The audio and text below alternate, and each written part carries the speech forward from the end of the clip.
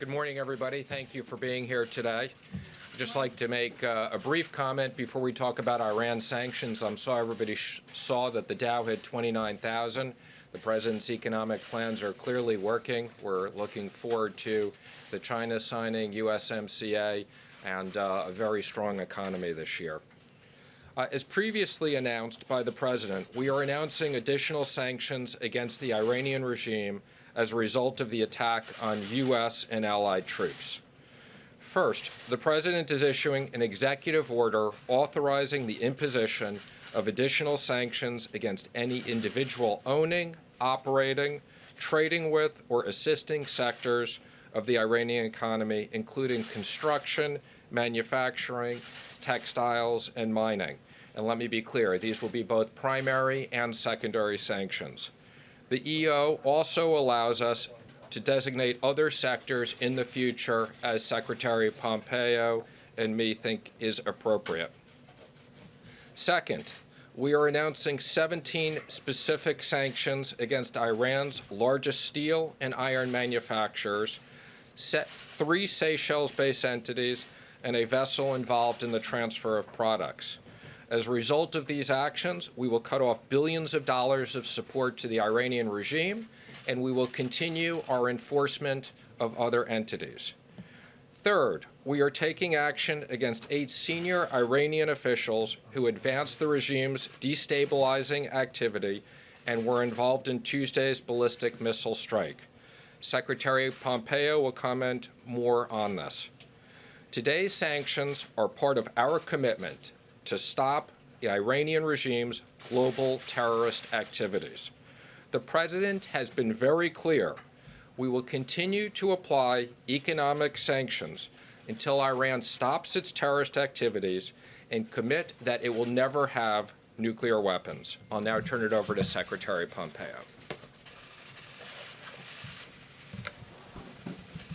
Thank you, Stephen. Good morning, everyone. Today, President Trump is delivering on the pledge that he made. The day after Iran attacked American forces in Iraq, there will be a series of new sanctions.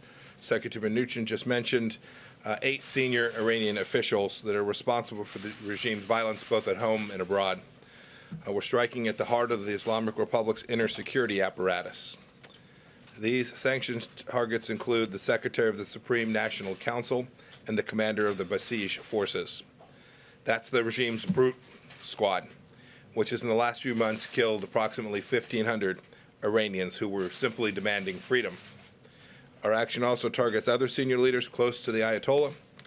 They've carried out his terrorist plots and destabilizing campaigns across the Middle East and around the world. They've employed soldiers across the region's battlefields. They've trained militias in Iraq, Syria, and elsewhere in the arts of domestic repression. Today, they're accountable for murder and mayhem. The goal of our campaign is to deny the regime the resources to conduct its destructive foreign policy. We want Iran to simply behave like a normal nation. We believe the sanctions that we impose today further that strategic objective. Our campaign is composed of diplomatic, economic components that have deprived the regime of billions in revenue that the regime has used to fuel death and destruction across the Middle East and all across the world. Sadly, the previous administration had opened up revenue streams for Iran. But under our administration, oil revenues are down by 80%, and Iran cannot access roughly 90% of its foreign currency reserves. And not even 2 weeks ago, President Rouhani of Iran admitted that our sanctions have cost Iran over $200 billion in lost foreign income and investment. As long as Iran's outlaws' ways continue, we will continue to impose sanctions. Finally, I want to reiterate President Trump's concern for Americans and dual national citizens detained inside of Iran.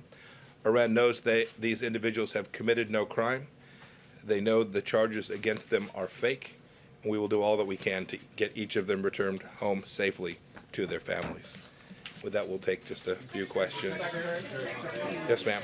Mr. Secretary, the administration said this strike was done based on an imminent threat, but this morning you said we didn't know precisely when and we didn't know precisely where. That's not the definition of imminent. The president has also suggested that there was some sort of attack being planned against an embassy, perhaps several embassies. Can you clarify, did you have specific information about an imminent threat, and did it have anything to do with our embassies?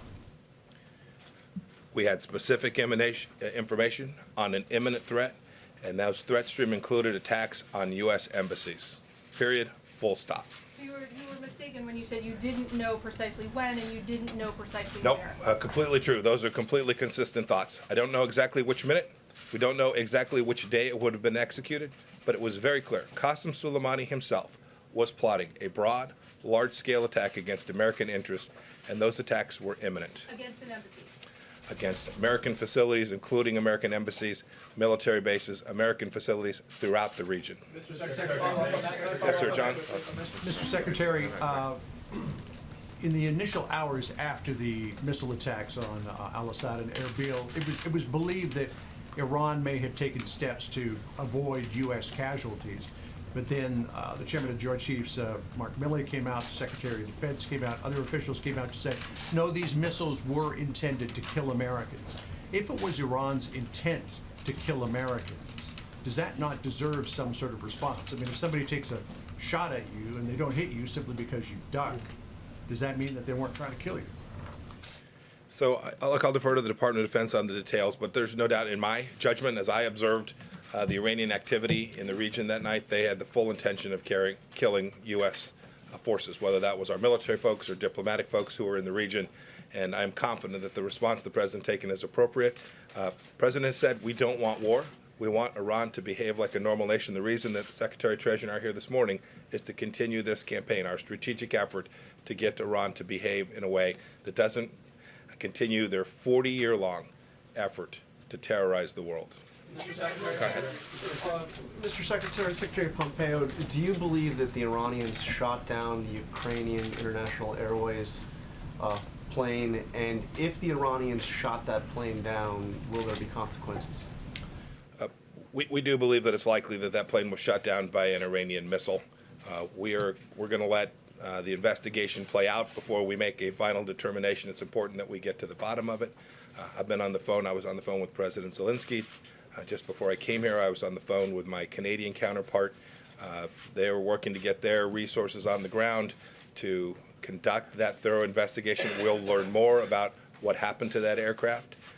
And when we get the results of that investigation, I am confident we and the world will take appropriate actions in response. And let me just... Will you allow the NTSB to work with the Iranians? Yeah, I was just going to comment on that. The Treasury will issue waivers for anybody, whether it's Americans or others, that can help facilitate the investigation. Secretary Last time that you both joined us in this room, it was back in September. You were announcing additional sanctions, including on the Quds Force. And Secretary Mnuchin, at that point, you said, I think we've done more sanctions on Iran than anybody, and it's absolutely working. Since then, we've seen an escalation in violence from Iran, shooting down the drone, attacking the embassy, a contractor who was killed, U.S. troops that were wounded.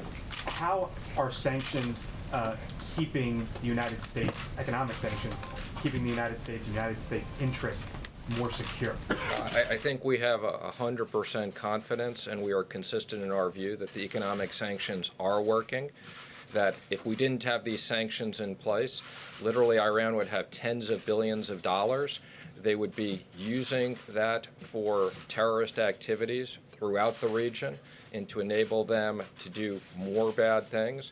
And there's no question, by cutting off the economics to the regime, we are having an impact. And as the president has said, the fact that the Obama administration turned over $150 billion to the regime, we think we wouldn't be in this situation had that not been the case. May I just add, it's important to keep in mind what's taking place in Iran today. This country's never been in the place that it is today. Big, challenging problems. Their budget, they're going to fail by tens of billions of dollars achieving their revenue for this year.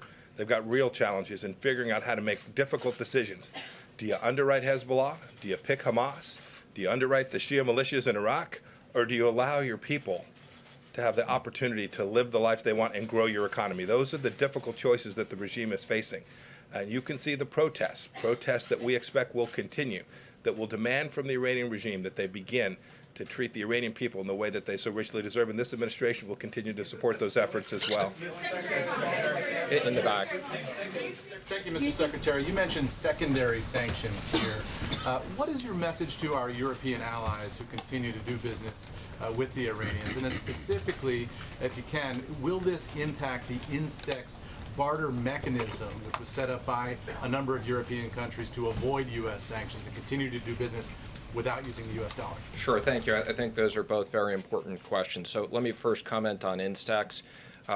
I don't believe there's been any INSTEX transactions. As we've made clear, we are working on a Swiss channel that we have approved for humanitarian transactions. We'll continue to allow humanitarian transactions. We've warned INSTEX and others that they will most likely be subject to secondary sanctions depending on how they use that. So that's absolutely the case. As it relates to the Europeans, both the Secretary and I have spoken to our counterparts in Europe several times over the last few days. We've emphasized the impact and the issue of Iran has announced that they are no longer part of the JCPOA, and we've had very direct conversations with our counterparts about that. Secretary Pompeo, what is your definition of imminent? This was going to happen, and American lives were at risk. And we would have been culpably negligent, as the chairman of the Joint Chiefs of Staff said, we would have been culpably negligent had we not recommended to the president that he take this action in Qasem Soleimani. He made the right call, and America is safer as a result of that. Secretary Pompeo, why have there been these shifting definitions, shifting explanations of intelligence? We're going to try to do one question for everybody, just so that as many people can get questions. So I don't mean to cut you off, but we're trying to, go ahead. I mean, I only differ from my colleague, but sir, 6 months ago, Secretary Pompeo, the president said that U.S. intelligence agencies had been running amok. He spent most of the past 3 years he's been in office denigrating and attacking the intelligence community and disputing findings, whether it's on Russia or North Korea, or really any area that contradicts things that he has said publicly. Why then should Americans suddenly believe your assertions that you had good intelligence on this when the head of the executive branch has been casting aspersions on the intelligence community for most of his time in office? Look, I served as the CIA director for the first year and a half of this administration. I watched the president rely on the work that the intelligence community did for the entire time I served as the head of the Central Intelligence Agency. I've watched him rely on the capable men and women who are delivering exquisite information to the executive branch.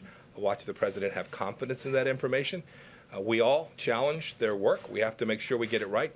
The intelligence community is not flawless. We get it wrong. In this case, the intelligence community got it fundamentally right. Even the reflections we've seen after the after the strike that Qasem Soleimani took has demonstrated that we were quite right. There was an imminent attack, there was active plotting, and we took an action that we thought was likely to create less risk for the American people, and I'm confident that we did that. Go ahead in the back. In the back, thank you. Thank you. This question is for Secretary Pompeo. There are reports that the Iraqi Prime Minister has asked you to start negotiating the withdrawal of U.S. troops from Iraq immediately. Is that the case? Can you comment on that?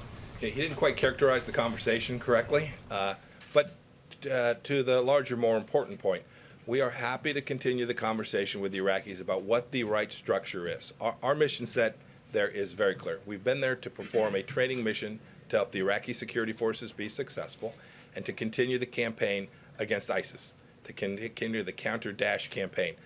We're going to continue that mission, but as times change and we get to a place where we can deliver upon what I believe and the President believes is our right structure with fewer resources dedicated to that mission, we will do so. We also have today a NATO team that's here at the State Department working to develop a plan which will get burden sharing right in the region as well so that we can continue the important missions to protect and defend and keep the American people safe while reducing our cost, our resources, and our burden and the risk to our soldiers and sailors who are in the region. Secretary Pompeo, if I can, here today at the podium, you said that the imminent threat was a threat to U.S. embassies. You didn't know precisely when or where. Last night, the president said it was a threat to embassies, including to our Baghdad embassy. Why can you say that here, and the president could say it at a rally in Toledo, but no one said it to lawmakers behind closed doors in a classified setting, as multiple senators have since said? We did. You said, so the senators Yes. are lying when they say that We you told them about the was a imminent threat. All of the intelligence that we've briefed, that you've heard today, I assure you, in an unclassified setting, we provide in the classified setting as well. To be clear, you told them that embassies were to be targeted. That was the imminent threat. I'm not going to talk about the details of what we shared in the classified setting, but make no mistake about it. Those leaders, those members of Congress who want to go access this same intelligence can see that very same intelligence that will reflect what I described to you and what the president said last night Is as well. that threat now gone with Soleimani gone? Threats are never gone. Right? It's always a lot of danger in the world. Always a lot of danger in the world throughout the region. Nobody believed that a single mission in any respect took down the risk of terror. Terror from Al Qaeda, terror from ISIS, terror from Al Shabaab. No one believes that. The president doesn't. Look at the list, though. Look at the achievements in the administration. We took away the caliphate in its entirety.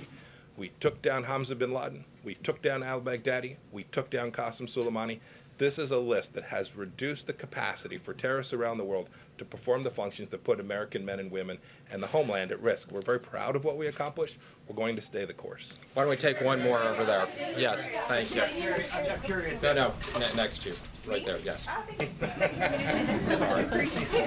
About the China trade deal. So the Chinese side is going to be here next Wednesday to sign the phase one part of that deal, but China is also a big importer of Iranian oil and Iranian minerals, and that's a big part of their economy as well. So how do you balance the two, and are you concerned about the Iran issue coming up in either the signing of the phase one deal or the negotiation for the phase two deal? Well, let me just comment. I had no idea you'd ask that question, but that's a good last question to end on. So let me first say that we are looking forward to the Chinese delegation coming next week. Phase one is very significant. It includes very significant components of changes to technology issues, intellectual property issues, and $50 billion of purchases for our farmers. I would comment, I don't agree with your comment that China is a big buyer of oil. The China state companies are not buying oil from Iran, and I would just say we are having conversations with China as well as any other counterparty on sanctions evasion. So thank you very much. Thank you, everybody.